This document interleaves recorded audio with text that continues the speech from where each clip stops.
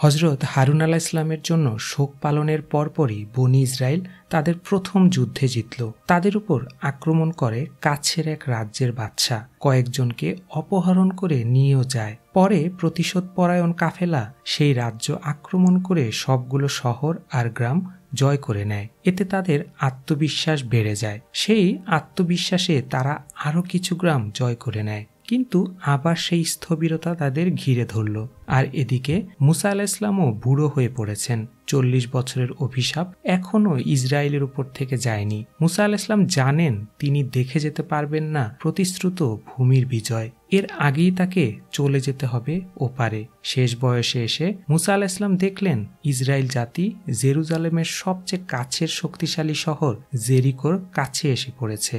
এই শহরের পতন ঘটলেই বলা যায় প্রায় পৌঁছে গেছে বনী ইসরায়েল সেই প্রতিশ্রুত ভূমিতে। কিন্তু এটা কি তার জীবন থাকতেই হবে? জেরিকোর কাছে এসে শিবির করল ইসরায়েল জাতি। সুবিশাল তাদের শিবির, লক্ষ লক্ষ মানুষ সেখানে। ঠিক পাশ দিয়েই বয়ে যাচ্ছে পবিত্র জর্ডান নদী। এত লোক দেখে কাছের নগরী মোয়াবের বাদশা ভয় পেয়ে গেলেন। তার নাম ছিল বালাক। সবাই মনে করতে লাগলো এত লোকবলের চাপেই তারা পিষে যাবে। নবী কেবল ইসরায়েল বা ইসমাইল বংশে আসেনি, সব সমাজেই এসেছিল বলে ইসলাম ও ইহুদি ধর্ম বলে থাকে। তেমনি এই মোয়াব রাজ্যের জন্য নবী ছিলেন সেই সময়ের জন্য যিনি, তার নাম বালাম ইবনে বাউরা। অবশ্য সেটা ইহুদি ধর্ম অনুযায়ী। ইসলামে তাকে নবী বলা হয়নি, দরবেশ বা আলেম বলা হয়েছে, যিনি পরবর্তীতে নাফরমানি করেন কুরআনের ভাষায়। আর আপনি তাদেরকে শুনিয়ে দিন সে লোকের অবস্থা যাকে আমি নিজের নিদর্শনসমূহ দান করেছিলাম, অথচ সে তা পরিহার করে বেরিয়ে গেছে আর তার পেছনে লেগেছে শয়তান, ফলে সে পথভ্রষ্টদের অন্তর্ভুক্ত হয়ে পড়েছে। অন্যান্য রাজ্যের নবীদের কথা বেশি আসে না, কারণ তাদের ইতিহাস হয়তো তেমন ভালোভাবে লিখিতভাবে সংরক্ষিত নেই।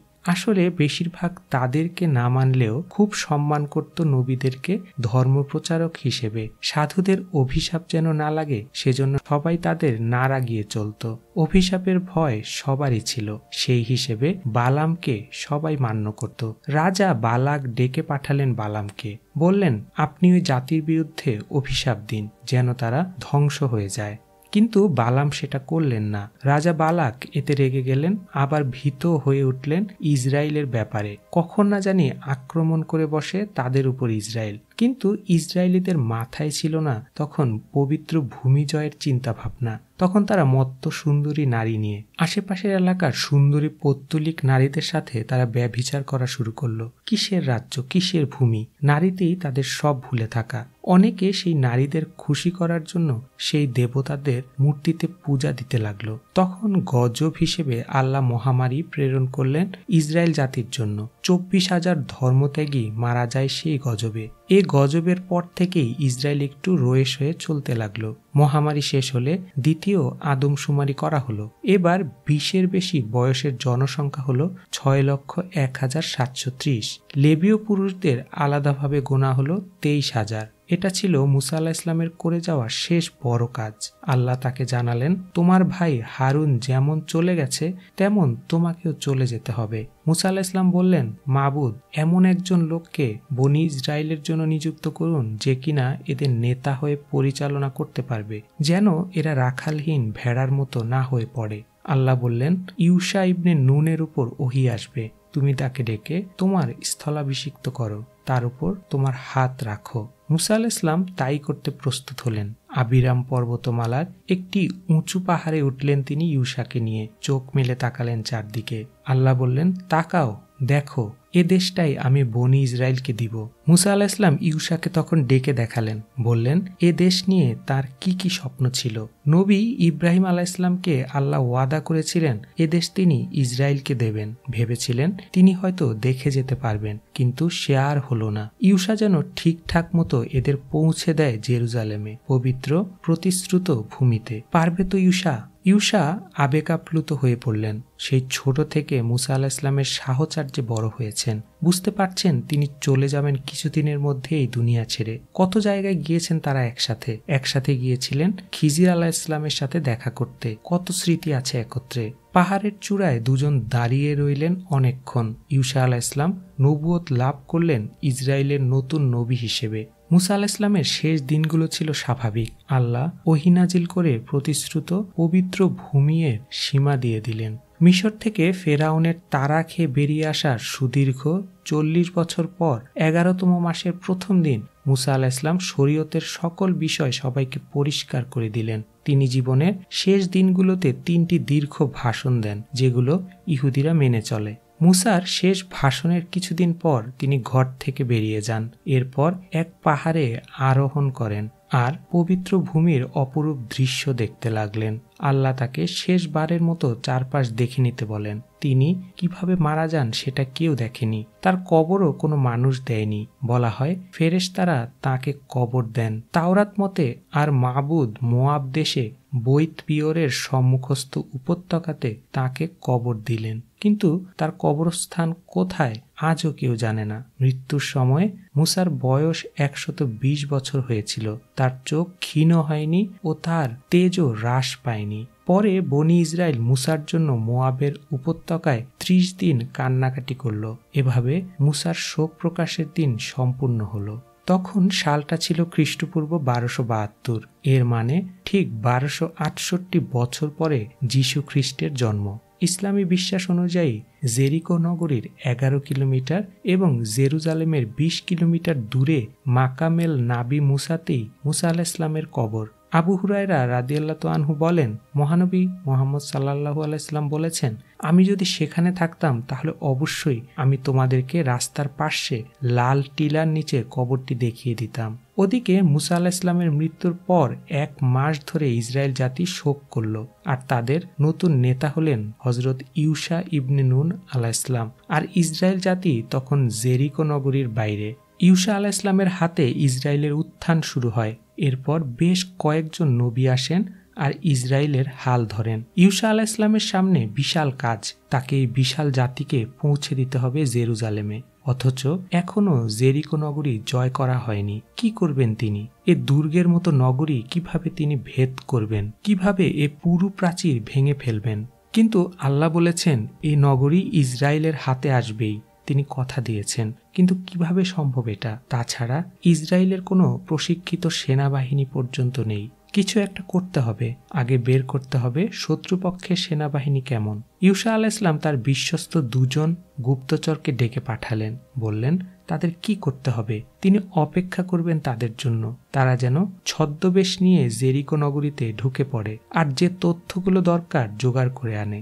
গুপ্তচর 2 জন চলে গেল জেরিকোর উদ্দেশ্যে আর ক্যাম্পের সামনে দাঁড়িয়ে অপেক্ষা করতে লাগলেন ইউশা আলাইহিসসালাম। তার চেহারায় দুশ্চিন্তা। প্রার্থনা করতে লাগলেন তিনি। ওদিকে গুপ্তচর 2 জন দক্ষতার সাথে ঢুকে পড়ল জেরিকোতে। সেনাঘাঁটি নিয়ে যা যা তথ্য দরকার সব জোগাড় করা শেষ তাদের। এমন সময় হঠাৎ তাদেরকে সন্দেহ করল কেউ কেউ। পরিস্থিতি সঙ্গীন বুঝতে পেরেই তারা দৌড় দিল সেখান থেকে। তাদের পিছন পিছন তাড়া করল অনেক সৈন্য। এত বছরের অভিজ্ঞতা কাজে লাগালো গুপ্তচর 2 জন। শহরের একদম প্রাচীরের কাছে এসে ওরা প্রায় সৈন্যদের চোখের আড়াল হয়েই গেল। তারপরও তারা একটি নিরাপদ লুকানোর জায়গা খুঁজছিল ছুটতে ছুটতে। শহরের কিনারার দিকে বাজারের কাছে আসতেই ছুটন্ত 2 জনকে দেখে অবাক হলো লোকজন। কিন্তু সেগুলো অগ্রাহ্য করে তারা খেয়াল করলো অন্য জিনিস। এইমাত্র বাজার থেকে চলে যাচ্ছে এক নারী। বেশ সুন্দরী বলা চলে। হাতে তার ঝুড়ি। ঝটপট এগিয়ে গেল তারা তার দিকে। মেয়েটা টের পেতেই তাকালো। এতক্ষণ যতটা না আগ্রহী ছিল লোকজন, এখন তার চেয়েও বেশি আগ্রহী হয়ে উঠল আশেপাশের লোকজন গুপ্তচর 2 জনের দিকে চেয়ে। যেন মেয়েটির জন্যই তারা তাকিয়েছে ওদের দিকে। মেয়েটির চেহারাও করুণ হয়ে গেল সবার চাহনি খেয়াল করে, যেন সে জানে এমনটা হবে। গুপ্তচর 2 জন অনুরোধ করলো তাদের যেন ওর বাসায় নিয়ে যায় মেয়েটা। মেয়েটা এক ঝলক তাকালো তাদের চেহারার দিকে, নীরবে সায় দিল। আর পেছনের লোকগুলো যেন টিটকারি দিয়ে উঠল ওদেরকে চলে যেতে দেখে একসাথে। কি নাম তোমার? রাহাব। তোমার? আমরা ইসরায়েলের 2 জন গুপ্তচর। তোমার সাহায্য দরকার আমাদের। সত্যিটা বলেই দিল তারা। মেয়েটি অবাক হয়ে তাকালো, কিন্তু যে ঘৃণা বা ভয় ওরা ভেবেছিল তার চেহারায় দেখবে তা পেল না তারা। মেয়েটির চোখে মুখে যেন খুশির ঝলকানি। এসো, আমার ঘরে এসো। অবাক হয়ে ঘরে ঢুকলো তারা। আমি তোমাদের কথা অনেক শুনেছি, অনেক অনেক শুনেছি। আমি জানি তোমরা কিভাবে মিশর থেকে বেরিয়ে এসেছো, কিভাবে তোমাদের জন্য সাগর দুভাগ হয়ে গিয়েছিল। মেয়েটির চোখে মুখে বিস্ময়, সে যেন বিশ্বাস করতে পারছে না। দুজন ইসরায়েলি তার সাথে কথা বলছে, কিন্তু হঠাৎ করে তার মুখ করুণ হয়ে গেল। তোমরা কি এখন আমাদের উপর আক্রমণ করবে? আমি এই শহরের খুব দরিদ্র একটি মেয়ে। এই বড় সংসার আমি একা চালাই। আমার বুড়ো বাপ মা, ছোট ছোট ভাই বোন, এতগুলো মুখ খাওয়াতে হয়। সামান্য ফল বিক্রি করে উপার্জন করি আমি, অথচ বাজারের লোকজন আমাকে দেখতে পারে না, আমাকে তারা পতিতা বলে। বলতে বলতে কেঁদে ফেলল রাহাব। কি বলবে বুঝতে পারল না তারা দুজন। খারাপ লাগছে তাদের। এজন্যই বাজারের লোকজন এভাবে তাকাচ্ছিল। তারা কি জানতো রাহাবকে? কেন ইসরায়েলের ইতিহাসে রাহাবের নাম লেখা থাকবে? না, জানতো না। তোমরা আমার একটা অনুরোধ রাখবে, রাহাব বলল। কি? তোমরা যখন এ শহর জয় করে নেবে তখন অনুগ্রহ করে আমার পরিবারকে কিছু করো না। আমি এ পুরো জায়গার উপর অতিষ্ঠ, কেউ আমাকে চায় না এখানে। রাহাব বলল, তোমাদের প্রভুর কথাগুলো শোনার পরই আমি বিশ্বাস করে ফেলেছি। আমাদের ক্ষতি করো না। খুশি হয়ে উঠল ওরা দুজন। অবশ্যই, আমরা কথা দিচ্ছি। এই নাও, এই লাল ফিতাটা, এটা তোমার দরজার উপর ঝুলিয়ে রাখবে। অবস্থা যদি খারাপও হয় তারপরেও এটা দেখলে কেউ তোমাদের কিছু করবে না। কথা দিচ্ছি আমরা, বিশ্বাস করো আমার কথায়। অশ্রু মুছে হাসি মুখ করে বলল রাহাব, বিশ্বাস করলাম। ঠিক সেই মুহূর্তে দরজার উপর কড়া আঘাত পড়ল। দরজা খোলো, না হলে দরজা ভেঙে ঢোকা হবে। রাহাব চাপা স্বরে আর্তনাদ করে উঠল। ওরা জেনে গেছে। করুণ চোখে তাকিয়ে রইল ওরা তিনজন দরজার দিকে। বাইরে সৈন্যরা ধাক্কা দিতেই আছে দরজায় ক্রমাগত। আর দূরে, বেশ দূরে, শহরের বাইরে রাতের আধারে ক্যাম্পের সীমানায় দাঁড়িয়ে জেরিকো নগরীর দিকে তাকিয়ে আছেন ইউসা আলাইহিসসালাম। তার মনে দুশ্চিন্তা। এতক্ষণ লাগছে কেন তাদের? তিনি তখনও জানতেন না জেরিকোর উপর এমন একটা অলৌকিক কিছু হতে যাচ্ছে যেটা আগে কোনোদিন হয়নি, ভবিষ্যতেও হবে না।